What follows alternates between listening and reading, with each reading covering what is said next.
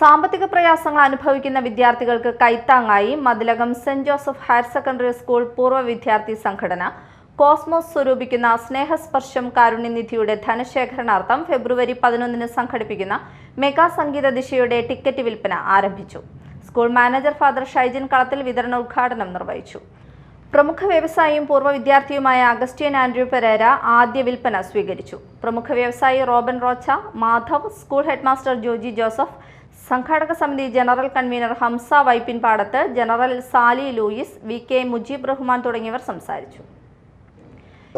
അറിയാവുന്നതുപോലെ ഒരുപാട് കുട്ടികൾ പഠിക്കുന്ന 4500ഓളം കുട്ടികൾ പഠിക്കുന്ന ഈ വിദ്യാലയത്തിൽ ഈ തീരദേശത്തെ ഒരുപാട് കഷ്ടത അനുഭവിക്കുന്ന, സാമ്പത്തിക പരാധീനത അനുഭവിക്കുന്ന, ജീവിതം മുന്നോട്ട് കൊണ്ടുപോകാൻ പ്രതിസന്ധി അനുഭവിക്കുന്ന ഒരുപാട് കുട്ടികളുണ്ട്.